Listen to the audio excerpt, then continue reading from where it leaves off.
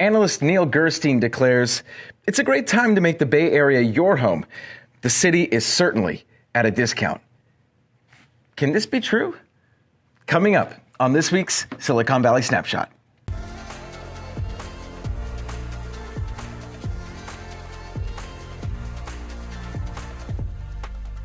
This is Danny Gould with the Selling Silicon Valley Group. Welcome everyone to another Silicon Valley Market Snapshot for the third week here in January of 2021. Lots to share today, everyone. But before we go into the numbers and the data, if you are a home buyer in today's marketplace, you're looking for a comprehensive data set to help guide you in your decision making, go ahead and text the word data plus the area or the neighborhood or the zip code that you are looking in, and we will get you a data report to help you make the best buying decision possible. And if you're a home seller in today's marketplace and you're looking for a comprehensive data set to help guide you in your pricing decision strategy, go ahead and text the word data plus your property address and we will get that information delivered right to your inbox.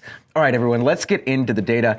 And very well written article. I gotta say, probably the best real estate article that I've seen, local real estate article that I've seen written ever, quite frankly. Tessa McLean, shout outs to you.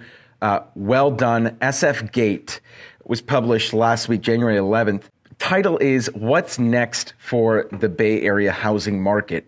Experts Weigh In." I'm gonna drink my coffee. In this article, Tessa actually makes 5 declarations that all 5 of them, I agree, will hold true and are quite frankly, very good predictions heading into 2021 and even, into 2022 at this point, just looking forward. Tessa's first declaration, it's time to buy a condo. This could not be further from the truth. Let's start with the obvious. Number one, interest rates are as low as they've ever been, and that is driving demand.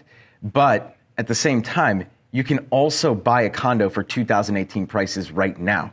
That is coming from Redfin chief economist, according to Tessa. And as they come down, as the prices continue to come down this next year, it could be the opportunity for those that have been wanting to buy for a while and were previously priced out.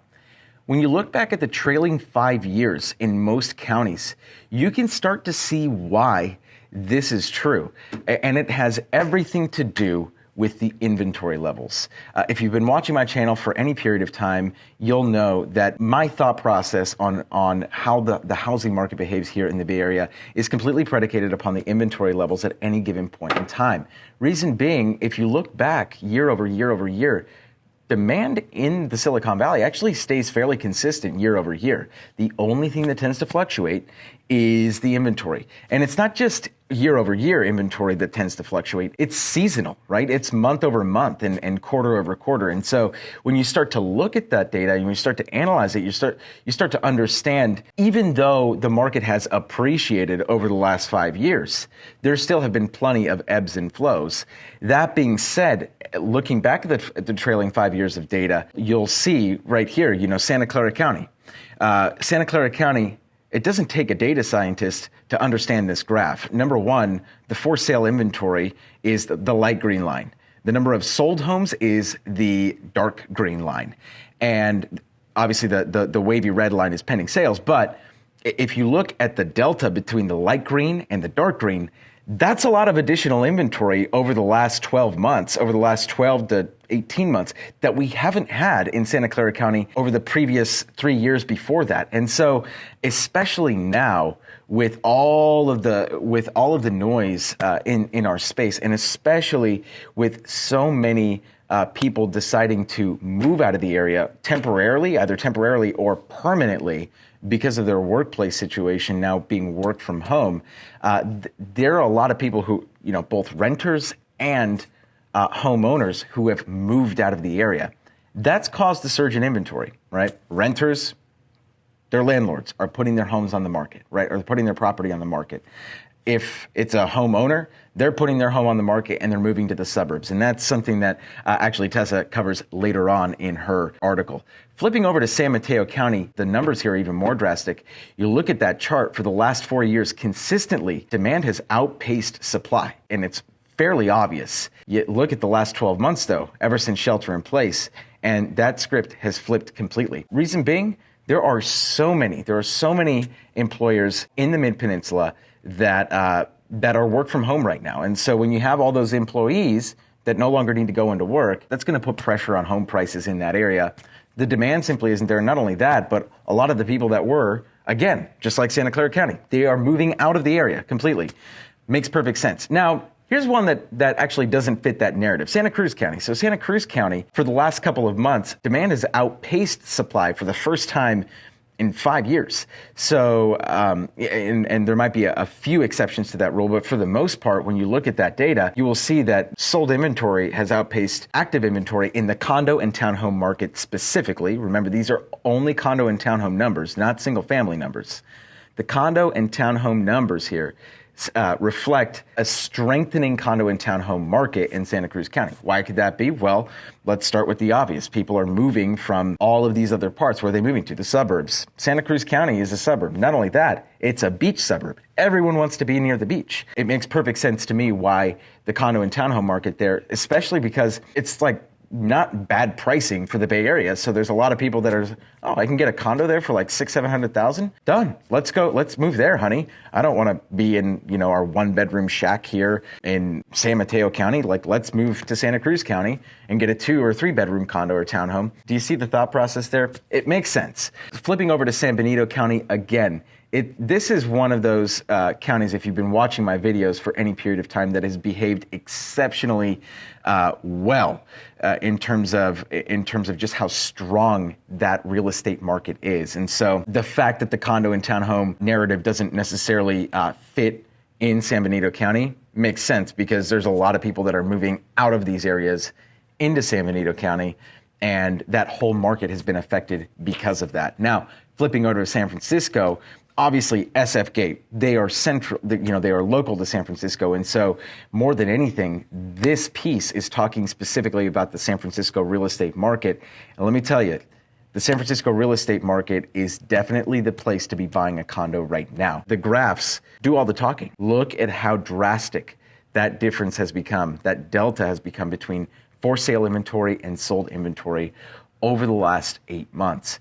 Completely different than what you've seen the 4 years prior to that. Flipping over to Contra Costa County, if you've been watching my videos, you'll know that Contra Costa County has been the greatest beneficiary of this, of COVID-19, of the impact COVID-19 has had on real estate.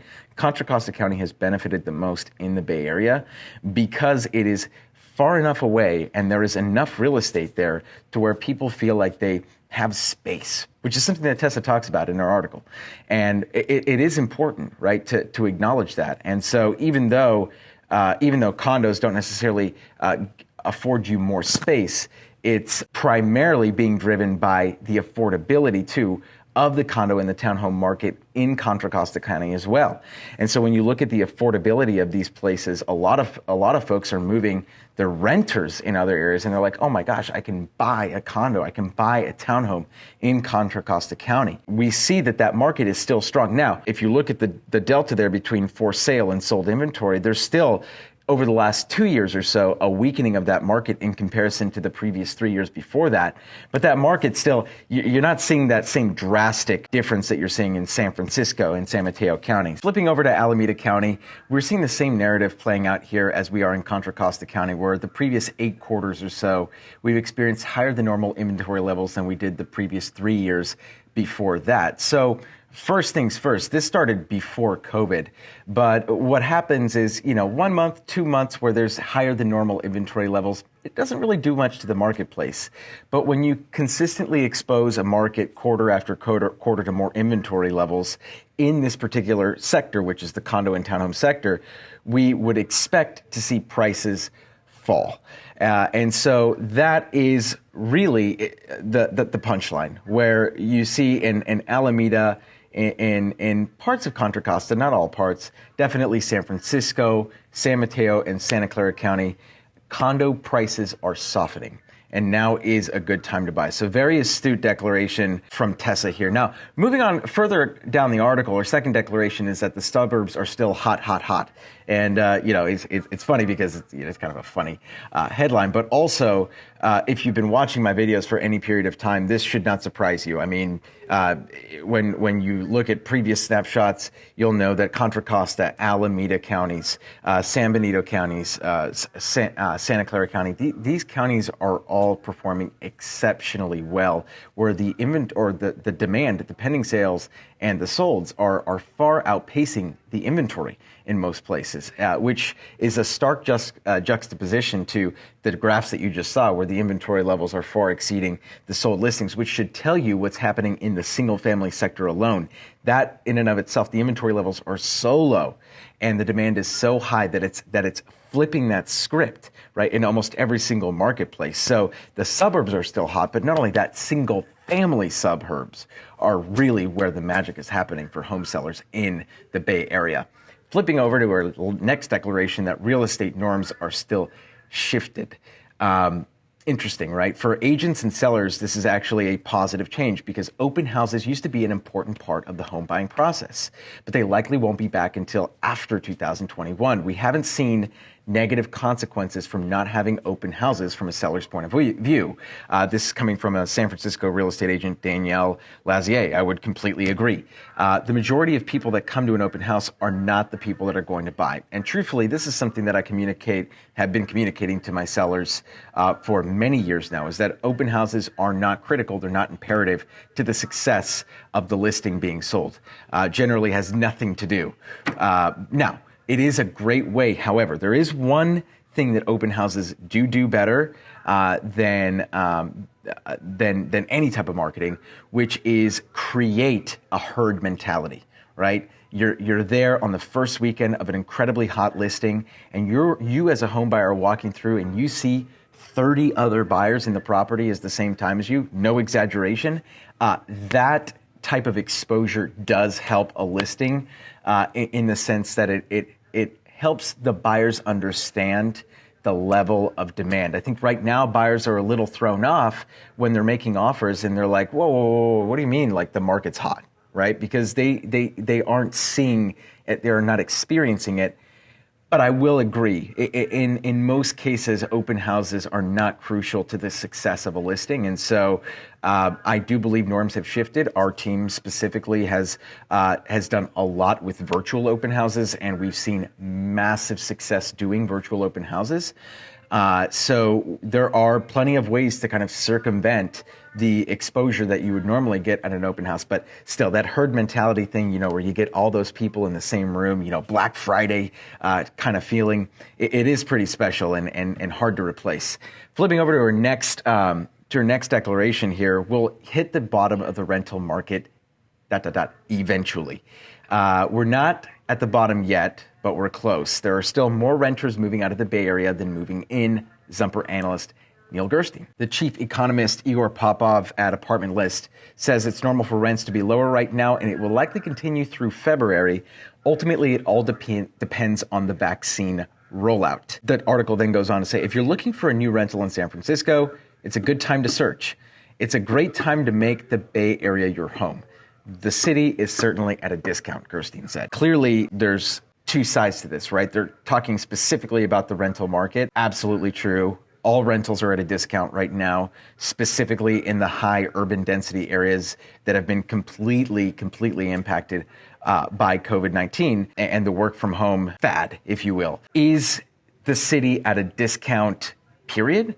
In terms of real estate prices? Absolutely. San Francisco specifically is at a huge discount right now. And so it is absolutely an amazing time to buy. People will look back on 2021 prices in 5 years in San Francisco and think, my God, I am a dummy for not buying at least one or two homes in San Francisco. I myself am looking for homes in San Francisco right now to purchase. I think it's an amazing deal. Amazing deal. Now, single family is a different story. Single family market in San Francisco still performing exceptionally well. multiple offers, still getting reports of multiple offers in San Francisco, despite all of that craziness. So it's specifically the condos, the lofts, the co-ops, the TICs in San Francisco that are really experiencing this massive softening in the marketplace. Last declaration from Tessa is space is crucial for renting and buying. Outdoor space and Zoom rooms are important for house hunters.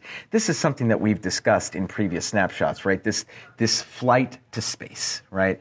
People valuing the space in their own homes more than they ever have. Why? Well, they're living there 24/7 now, where as opposed to being out of the home for 8 to 10 hours per day. Now they're there all the time, and frankly, it's hard to live in a one-bedroom apartment with like 3 people, right? And some people are figuring that out the hard way. So this is no surprise. It makes perfect sense. And truthfully, we don't know how people will adjust. And it even says here in the article, now everyone will adjust back to a post-vaccine world that hopefully comes back soon. And they talk about, swinging back into this desire to have kind of like that urban lifestyle, right? Like once COVID is over, and obviously we hope that happens sooner rather than later, will we see the pendulum swing back in terms of, or in favor of urban style living? The verdict is still out. I don't know if we'll ever truthfully go back to 100% the way things that used to be, but you got to imagine, right? For every action, there's a reaction. And so I definitely believe that good times lie ahead for a lot of these high density urban areas. But for the time being, what an opportunity, right, for home buyers in the area. So definitely, if you're watching this video and you're still kind of on the fence, it's like, how much more reaffirmation do you need that now is a great time to be making that decision?